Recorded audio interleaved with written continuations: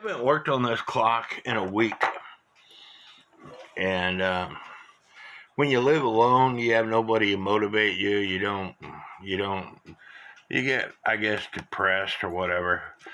Anyway, the to get this arm out, there's a tapered pin. That tapered pin don't want to come out. I broke part of it off trying to get it out, and so I'm. The only other option I have is to drill a hole in this arm to put the wire on. And I went out and bought some aluminum rods today because my thought process was you couldn't really take a tapered punch and punch that arm because where it sits. And so my thought process was to take a rod, stick it on here with a groove in it, and then drill a hole while holding that, and that would hold the rod in place. Except for my lathe is not set up yet. I want one of these chucks in my lathe. These lathes were made for watches and jewelry, and so I'm trying to convert it into working on clocks. This will not fit in there. So, and this, the threads on this versus the threads that are on the shaft, that this is what goes in the end of a lathe to put these collets. And so I bought a tap and die set, but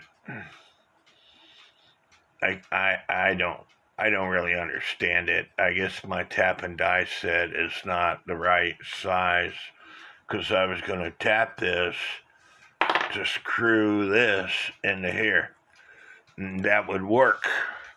And that way you have one chuck sticking out one side, and this chuck sticking out the other side, and when it's lined up properly, it would match perfectly. But so be it as it is. However, doing this by hand and patience, I guess one of the reasons why I didn't work on this clock in a while is because I will think about what I need to do, and sometimes it might take me a week, sometimes it might take me a month, sometimes it might take me a year before I decide what I'm going to do. And, in that decision, sometimes I might screw up. But doing this by hand, you will see that if I get it turned back around, I've already got the hole almost all the way done. So I'm not going to do this on camera because every time I turn this camera on, something happens. But as you can see, it's almost through. And then I could add a wire because, as I said earlier, the wire that trips the system in motion was only out to here, and it needs to go in the middle of this shaft because I've got two other movements. This movement is exactly like that other movement. And as you can see, this wire, this starts everything in motion. It goes in the middle of this. Yes, I could have swapped out movements. However, This is a Schmeckenbecher movement. I told you that. Schmeckenbecher is a cuckoo clock maker that seems to bring pretty decent money. In fact, certain clocks, such as the Church of Our Lady clock, one is sold for $1,000. There's an antique Herbert Hur and an antique Alexander Bleed clock, which I would much rather have, that only sold for about $700. So,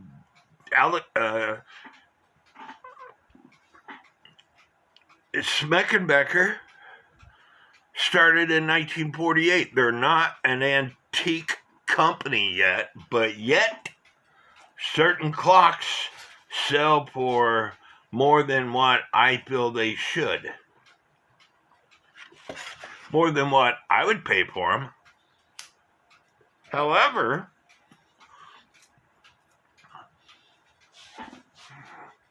I buy them to fix them up, to resell them, because it's my children's inheritance. So if you swap out movements, you're hurting the value of the clock, is what I'm getting at. Especially a farmer's daughter's clock. If it doesn't say Schmeckenbecher on the movement, you just hurt the value of that clock. Cathedral clock, if it doesn't say Schmeckenbecher on that movement, you hurt the value of that clock. And there's several other Schmeckenbecher clocks that if you swap out movements, you're hurting the value of that clock. And my videos is to teach you so you don't take your clock, even if you don't repair them yourselves, but if you take them to a clock repair person, insist that they fix that movement, that they do not swap it out, because you're going to hurt the value of that clock on certain clocks.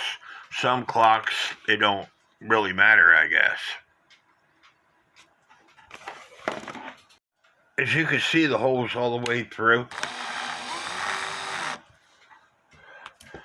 So now I gotta find a wire that's suitable for that hole.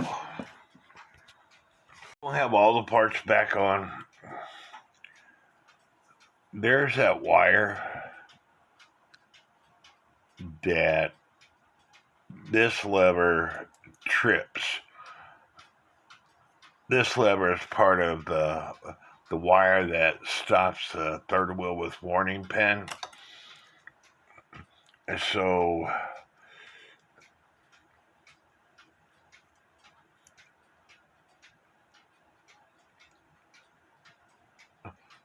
as I rotate the hands, this wire comes up. You can see these wheels are not turning. The wire's coming up. The third wheel warning pin is being stopped by that wire. And it would have chirped one time if the spring and all that was on. I'll show that to you again. This wire's coming up. It's being lifted by one of the 4 pins. It just went into warning because the governor pin spun just a little bit. And it stops. So far, everything is working as it's supposed to. Again, you'll see the governor pin spin just a little bit when it goes into warning. There's in warning. The lever is going to come off to one of the 4 pins, and there it chirped one time. Everything worked like it's supposed to. And the only reason I was having issues is because this wire here was not long enough.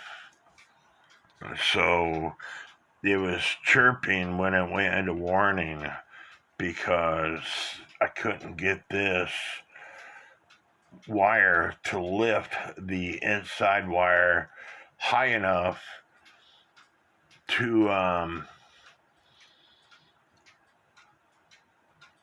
A, lift this lever out of the count wheel, and B, get stopped by the third wheel with warning pin that's toward the front of the movement. Remember I told you on the cuckoo quail or the cuckoo music, there's two warning pins on the music/quail side. One on the front of the movement, one on the rear of the movement. One on the front of the movement, which is this pin right here, it's what catches that wire as this wire lifts it up.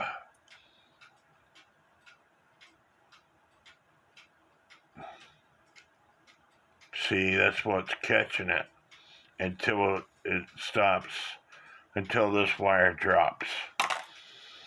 Anyway, I'm getting there. So I smashed this wire, but I didn't want the wire to be coming out, so I used high strength Loctite. It sucks to get old. I got some inside the brass, and so now, even though I cleaned it off immediately, or what I could get to, now it's nice and tight. So I Googled it, and it said to clean it, you use a torch. So I'm going to have to clean this Loctite up before I can go any further. And it sucks. I still might have to take that taper pen out by grinding it off to get this thing out, just to clean that Loctite up.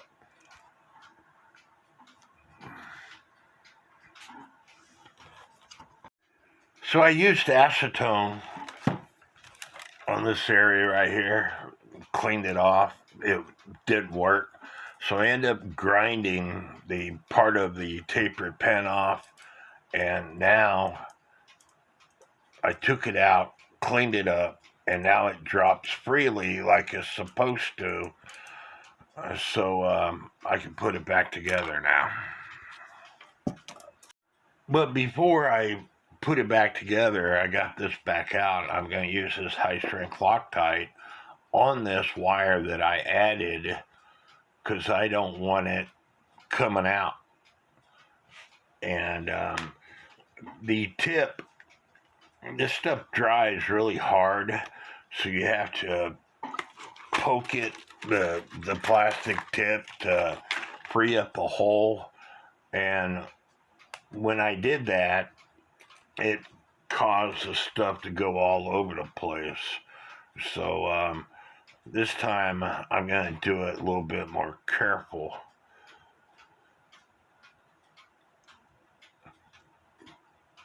But I don't want, I'll have to wipe it up afterwards because I don't want it hardening and not allowing this to drop freely. This lever's back on, taking it one step at a time.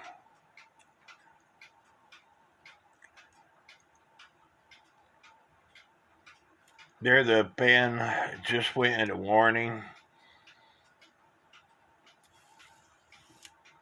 Chirped one time, do that again. Lever's been lifted.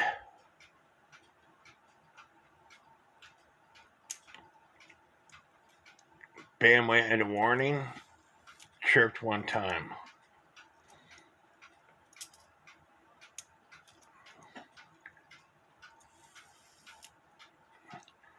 Next step, put more parts on. I told you there's two pins. This pin here, which stops the chirping after it's done, is sticking out just a little bit, and so this wire is catching that pin just a hair. And so as I rotate this lever, it's pushing on that pin that wire is pushing on that pin, so I need to bend that wire toward the front of the movement just a little bit so it gets away from that pin.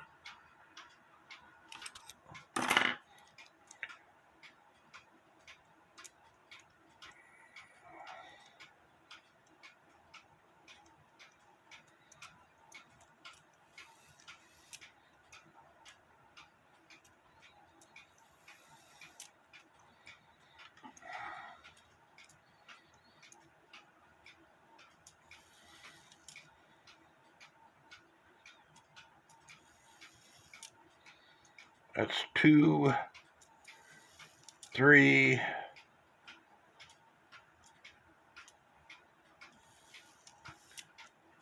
and 4.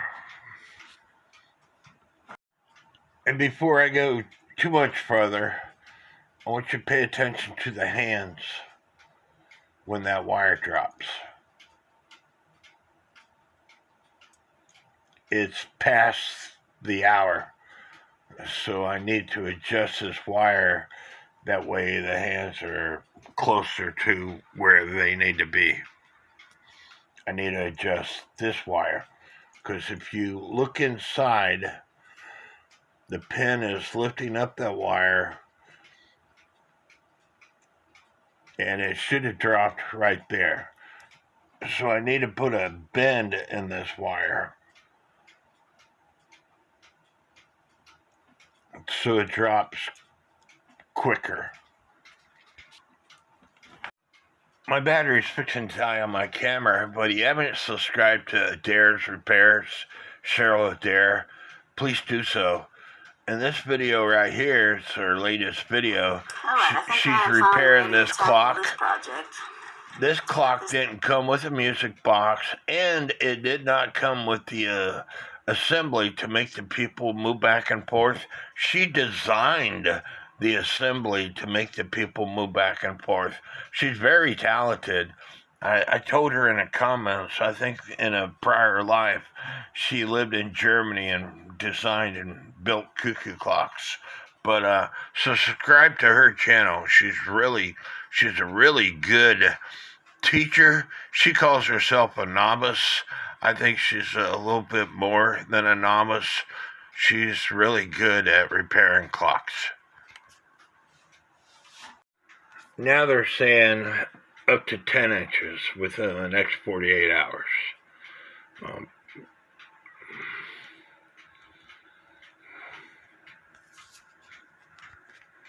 Well, this is the part I don't like. Tonight's going to be 12 degrees, Wednesday, low of 4 degrees, and Thursday, the low of 4 degrees.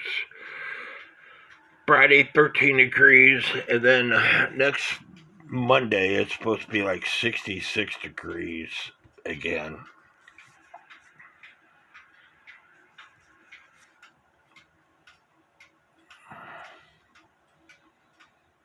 And this coming Monday, it's supposed to be 63 degrees.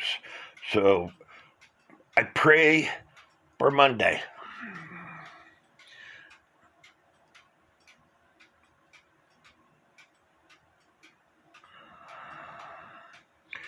And then all next week is supposed to be pretty nice weather.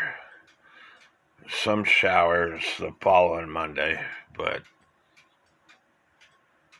just if I can get past this week, I think I'll be fine. I don't like the cold anymore. When you get 27 again, like I am, cold weather affects your arthritis, affects your joints, affects your bones, and you don't feel too, you're not 17 anymore.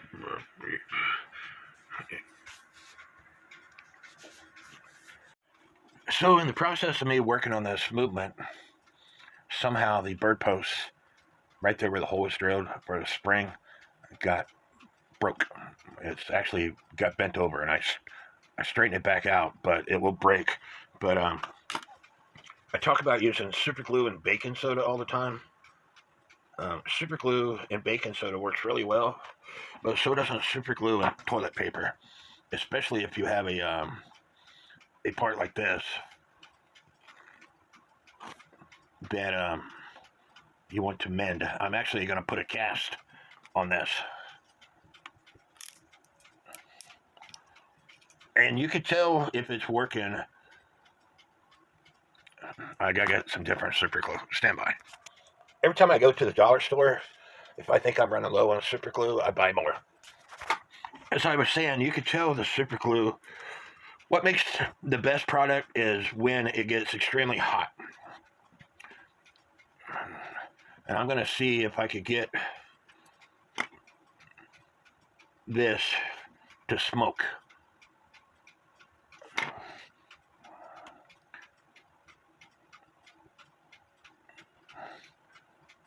Trust me, it's hot.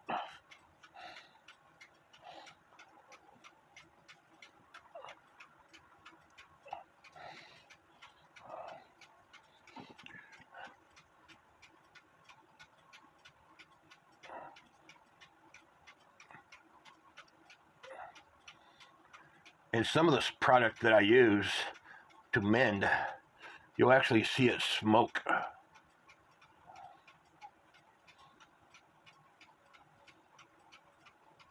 I got another video where I break some wire in half. I'm not going to bend this after I'm done, but I got another video where I break some wire in half, and I repair it using super glue and baking soda and super glue and toilet paper, and I show you which one works the best. Let's show you here. Broken in half, or cut in half, and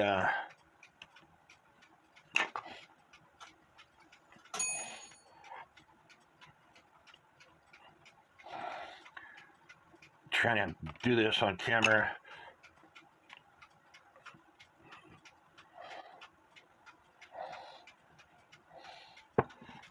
Trying to do it without getting super glue all over my fingers.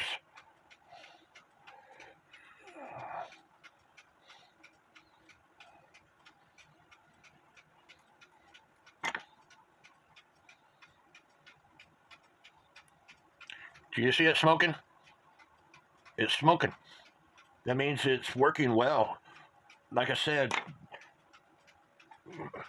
hopefully you can see it smoking. It's smoking. It's still smoking. I think you can see it. I'm not for sure. But anyway, the hotter it gets, the better it works. And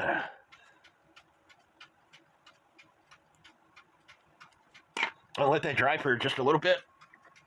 And I'm going to take a wire and do same thing with baking soda. Except for I don't want to get this stuff all over my hands, so I'm going to put it on this cardboard.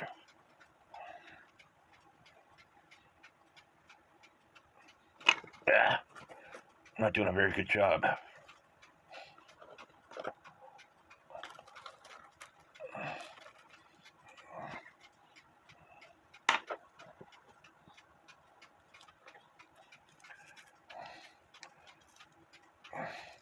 It's stuck to the cardboard.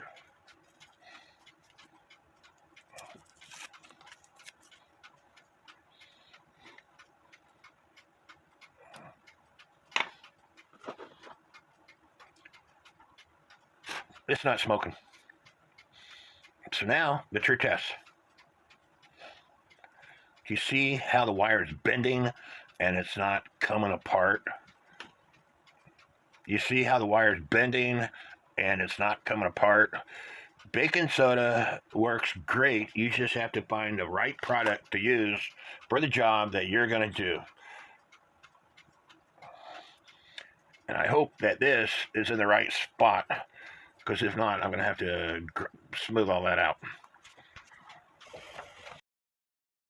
Another YouTube channel that you should subscribe to if you haven't already.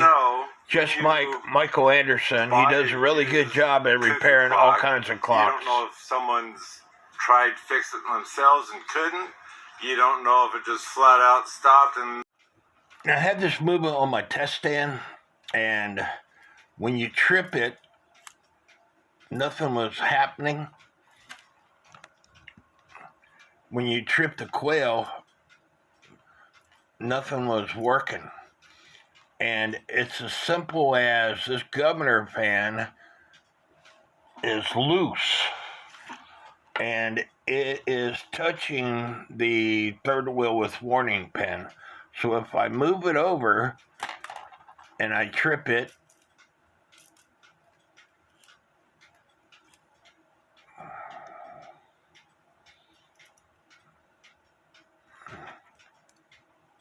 this lever here was in the way. As you can see, it now works. So I'm going to have to tighten up that governor fan because it is creating issues.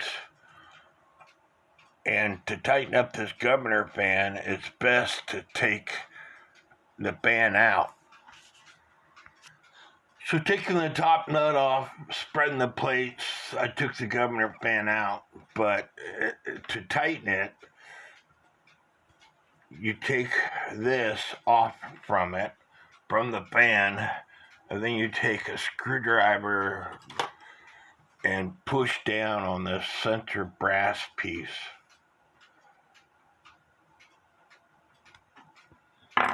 Which will put more pressure on it. But if it's too tight, the fan won't spin properly. So you have to put it all back together, and then flick it. You should be able to flick it, and it rotates part way, okay, but it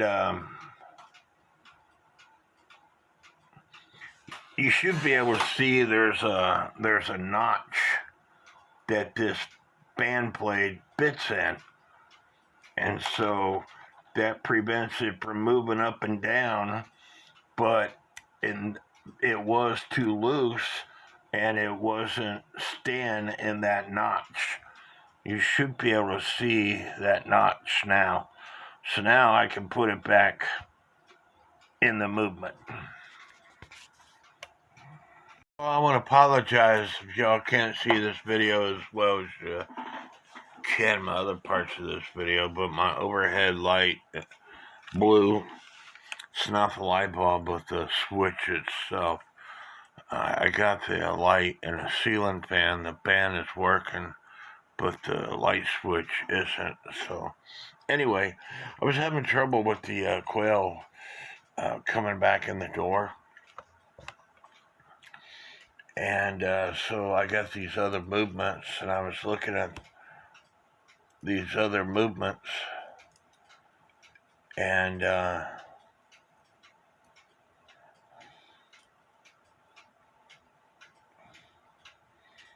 they both look the same. On the cuckoo side,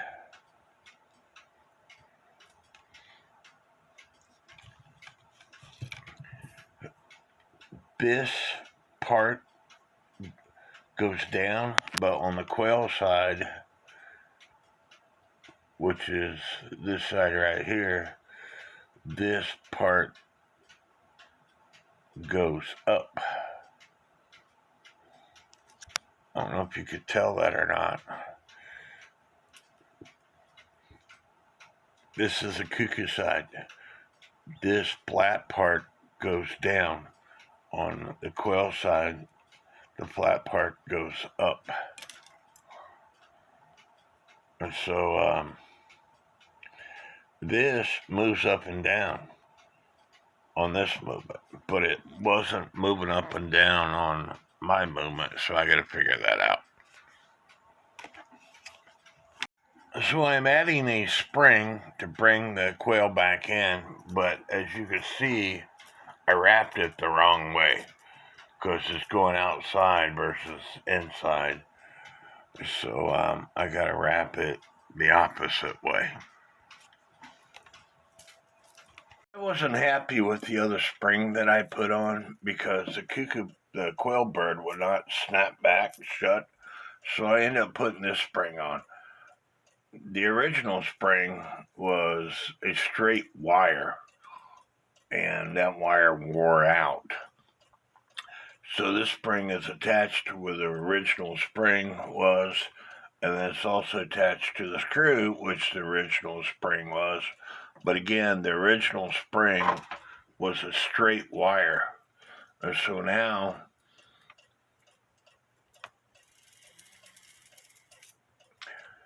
if you got the outside lever too close to the inside lever, it's not going to shut off.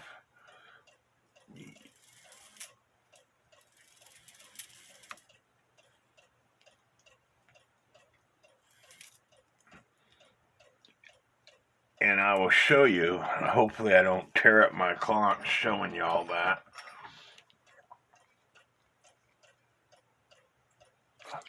And bend it closer.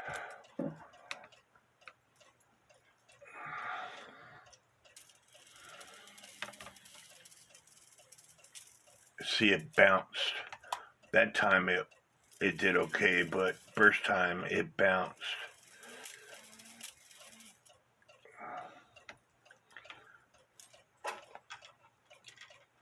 I didn't put it as close as it was a while ago.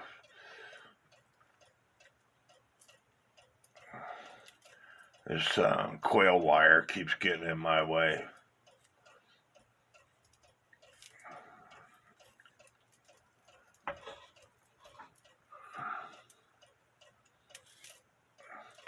So anyway, the green wire I was using was too stiff for a wire. So I put this back in the clock and see how it works. So now the door closes. I still got the outside wire too close to the inside wire, and that's why the door's not closing all the way. So after I adjust that, it'll be perfect. And again, just like I say in my other videos, always do things one step at a time.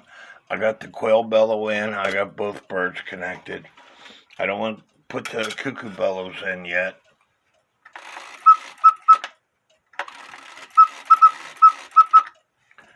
Sounds great.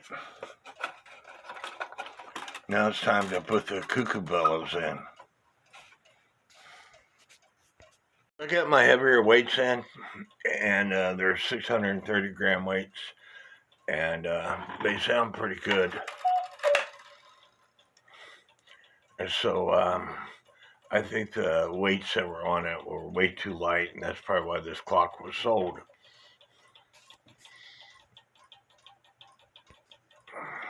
It's 8 o'clock at night here, and the lights are bright enough for me to work. And hopefully y'all could see what I'm doing in my videos. Leave me some comments. Here you go, sweetie. It's March the 1st, and she's coming to get some peanut butter, 'cause she loves peanut butter, don't you? Come on. Yeah. It's good, ain't it? Yes, it is. It's good, ain't it? Yeah. Well, and time weights were dropping, but the cuckoo wasn't dropping. I had to adjust these levers. You can see that they're both bent more than what they normally are, and that's because if they were straight out, they would be hitting the pendulum leader wire. And hopefully you could see that now that I have the light on. But I had to adjust them more. And they sound good.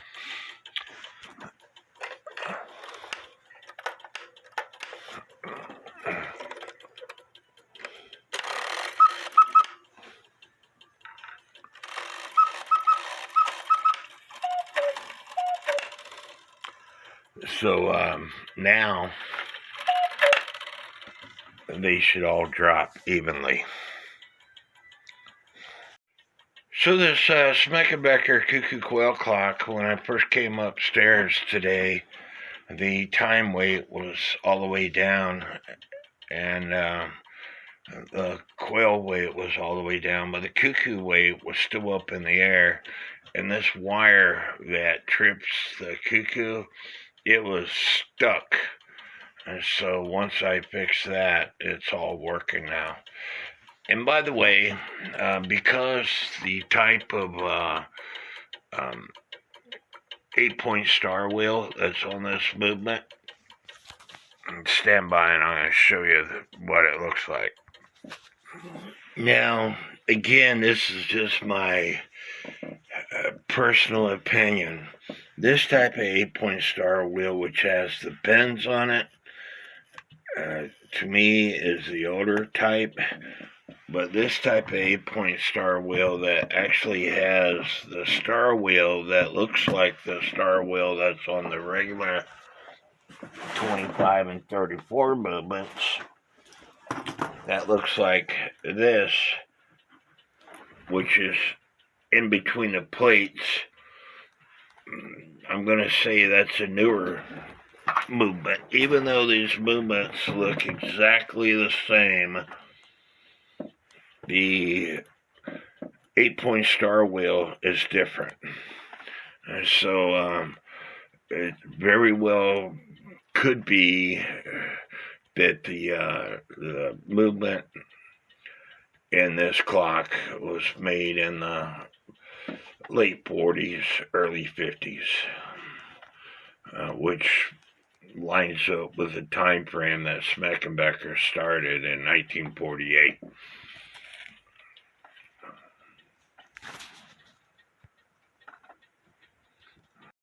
It amazes me how the heck people design the pocket watches these days. This is under a microscope. These are the parts. You see how tiny those parts are?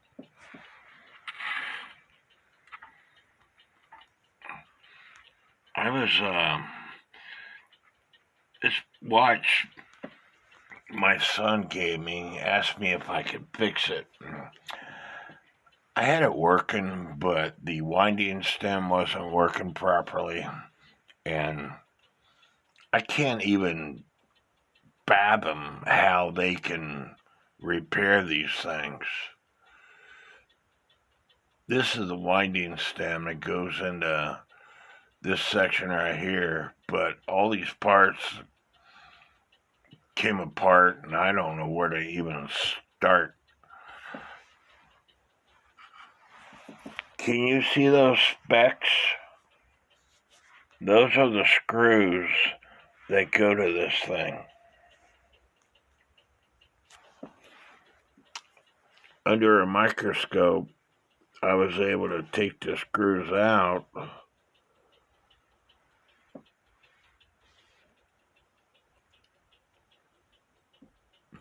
You see how tiny that screw is? That is the end. This is a toothpick. The screw is smaller than this toothpick. My hat's off to the people that work on these watches, because I used to work on pocket watches, but they were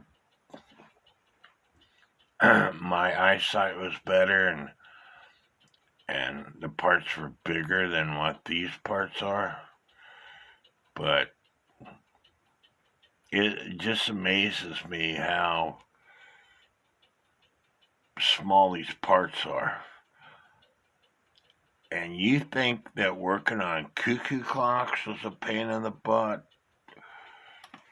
Try working on one of these one of these wristwatches.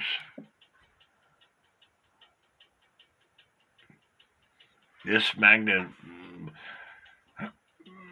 electronic scope, I think it magnifies like 1,000 times or whatever. Anyway, I took 2 screws out, but there's actually 3 screws that were in this watch. And I think that is why this watch wasn't working, because one of the screws came out.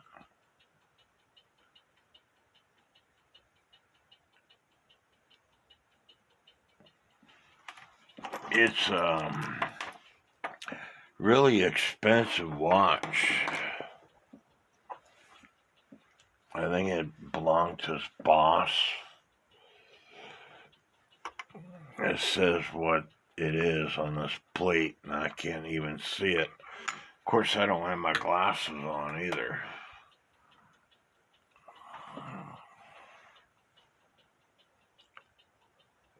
Fossil is who made it. But chronograph watch, it'd be a cool watch if it was working, but there's no way I'm going to get it working. And I told my son that several months ago. I just had it laying in my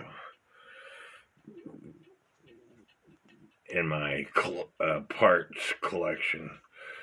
Now I thought I'd try it again, but ain't happening. It amazes me how the heck people design the pocket watches these days. This is under a microscope. These are the parts. You see how tiny those parts are? I was this watch my son gave me, asked me if I could fix it. I had it working, but the winding stem wasn't working properly, and I can't even fathom how they can repair these things. This is the winding stem that goes into this section right here, but all these parts came apart, and I don't know where to even start. Can you see those specks? Those are the screws that go to this thing. Under a microscope, I was able to take the screws out.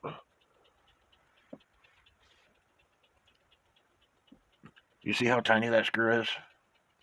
That is the end. This is a toothpick. That screw is smaller than this toothpick. My hat's off to the people that work on these watches, because I used to work on pocket watches, but they were my eyesight was better, and the parts were bigger than what these parts are. But it just amazes me how small these parts are. And you think that working on cuckoo clocks was a pain in the butt? Try working on one of these one of these wristwatches. This electronic scope, I think it magnifies like 1,000 times or whatever. Anyway, I took 2 screws out, but there's actually 3 screws that were in this watch. And I think that is why this watch wasn't working, because one of the screws came out.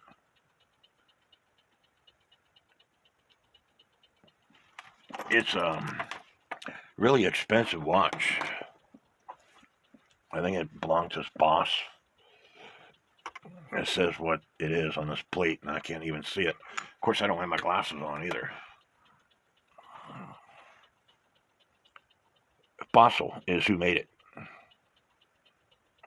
But chronograph watch, it'd be a cool watch if it was working, but there's no way I'm going to get it working. And I told my son that several months ago. I just had it laying in my parts collection. Now I thought I'd try it again, but ain't happening. So everything was working fine, and I put the hooks and washers on, And the quail, once I put the weight on, the link was weak and it broke, so the chain is up in the quail main gear, so I'm going to have to retrieve that. Remember I told you the side panels were nailed on? Well, I don't want them to be nailed on. I want to be able to take them off. So I'm going to connect a wire that will allow me to turn the wire to take them off. Anyway, I accomplished the issue, which was the quail was chirping when it went into warning.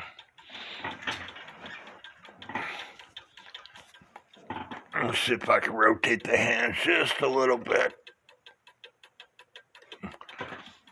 It'll chirp here in a second. Because I moved everything upstairs, I misplaced my hour hand and the nut for this clock. But I'm gonna finish this video up with this section right here. I hope y'all enjoyed this video. I hope you learned things. That's the whole purpose of my YouTube channel, is to pass on my mistakes, pass on the little knowledge I've acquired while working on these clocks. A lot of people call me the master for cuckoo clocks. I don't consider myself a master. I just know I've worked on a lot of clocks, so I know, and I have a pretty good memory on me when it comes to what I need to do to fix the clock. When it comes to where I put my parts, that's a different story. Because I get distracted easily. Once you hit 27 again. Okay, I will be the big 6-0 come April, and that's the only time I will ever say that. I quit celebrating my birthdays. I'm 27 again. And so, once you hit the big 5-0, I developed ADHD, or maybe I've already had it for my entire life, but it kicked in. So there we go. It is working as it's supposed to. Like I said, I hope y'all enjoyed this video. I still got to figure out what's going on with the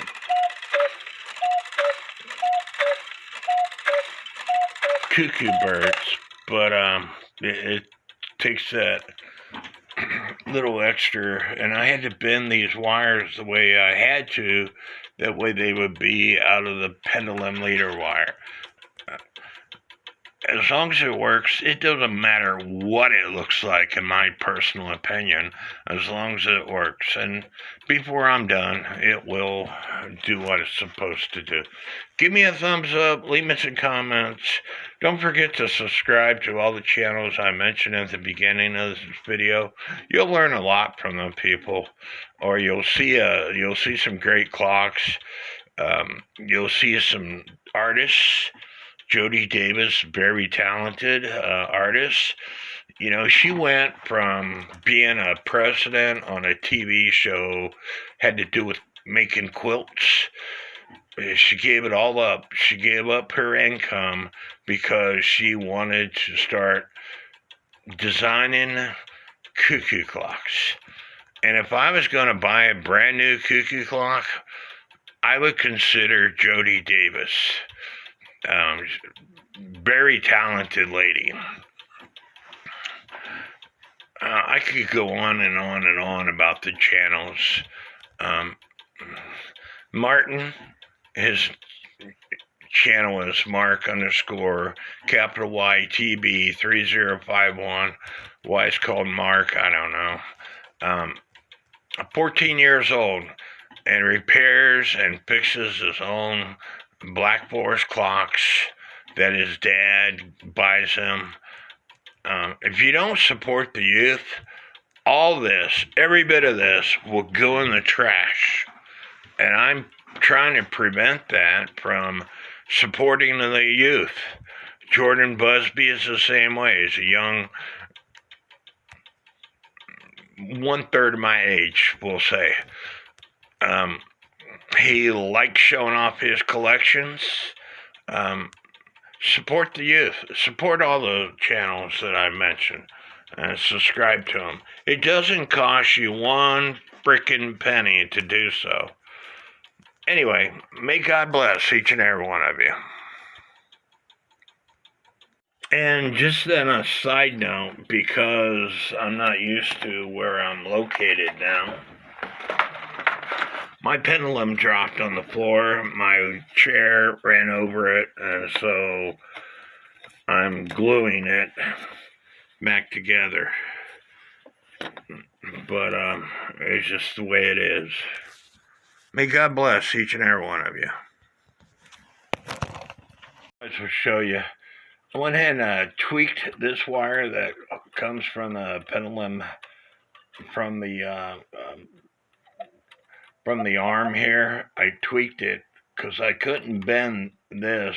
The bellow was opening up too much. I couldn't bend this or the pendulum leader would hit it.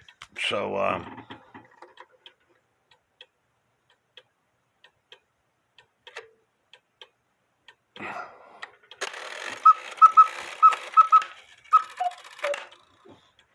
as you can see, it works. Again, give me a thumbs up. God bless.